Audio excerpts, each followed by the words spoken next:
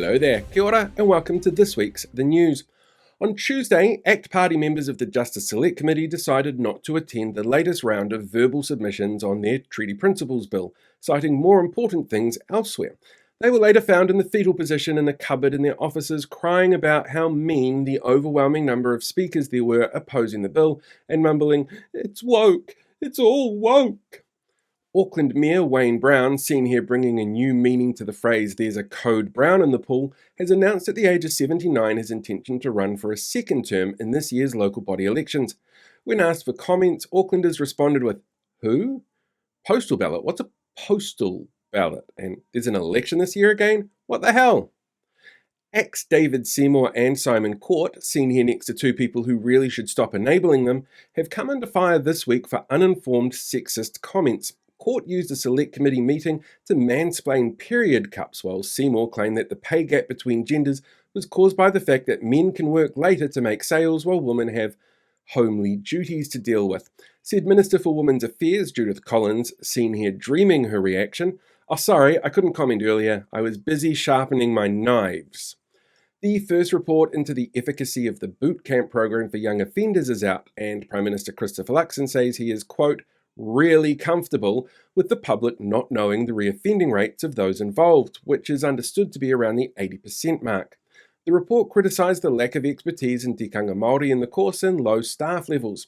When media asked if the reason he wouldn't comment on reoffending was because some cases were still before the judicial system, the Prime Minister, seen here unsuccessfully playing Got Your Nose with Simeon Brown, responded with, "Oh shoot, that is a good reason. Why didn't we think of that?"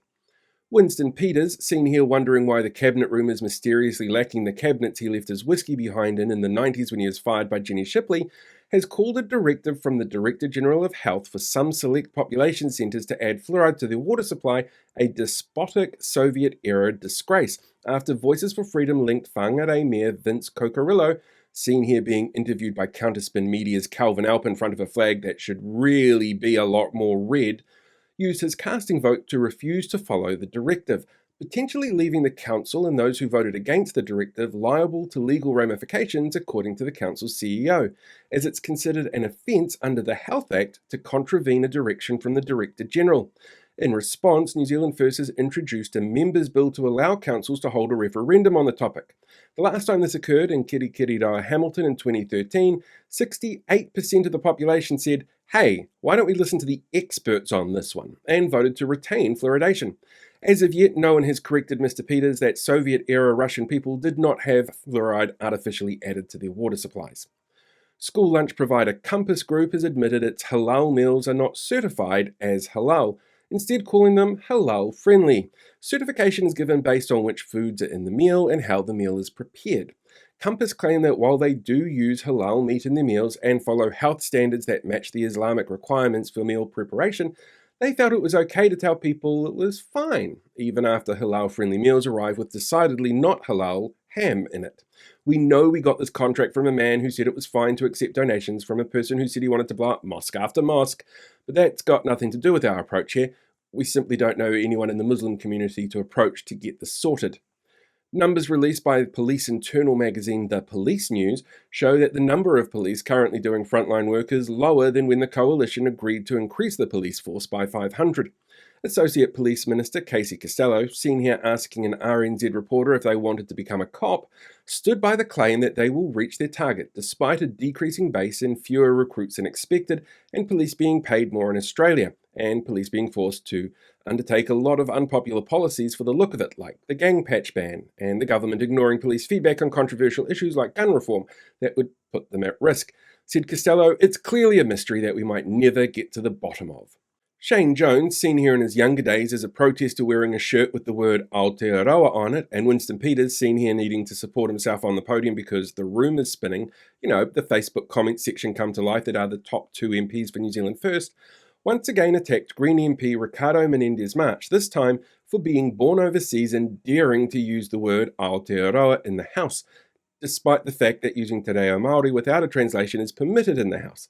Speaker and former Te Reo Maori teacher Jerry Brownlee said instead he preferred the term Aotearoa New Zealand, while Menendez-March pointed out that on his way to the clouds he's always yelling at, Our Foreign Affairs Minister clearly hasn't checked his passport recently, which states the name of the country as Aotearoa.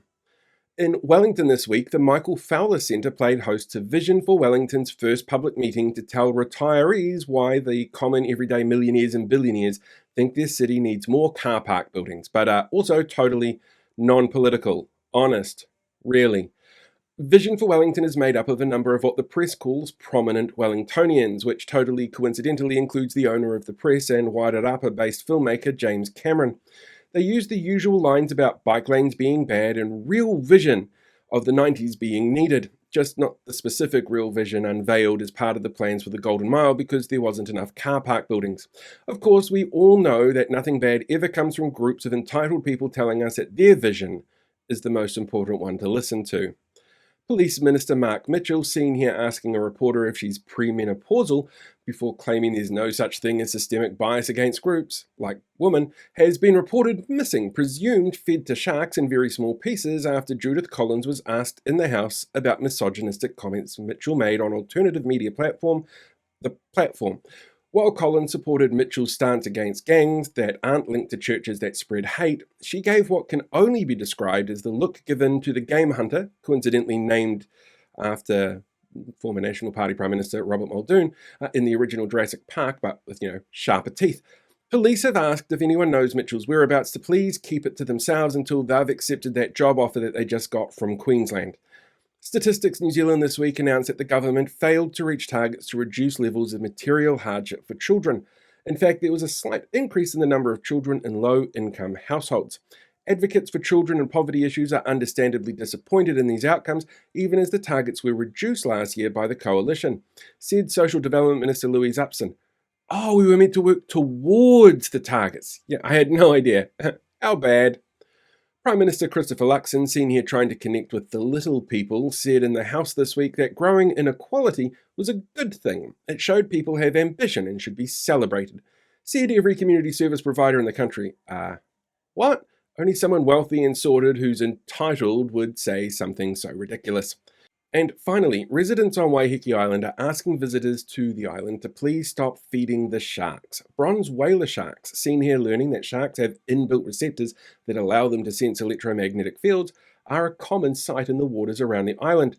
Experts believe feeding them for show to get exciting photo opportunities increases the risk of one attacking a human. Said one resident, "Please, Judith, stop dumping the bodies here. There's plenty of other ways to get rid of misogynistic MPs." And that is this week's The News.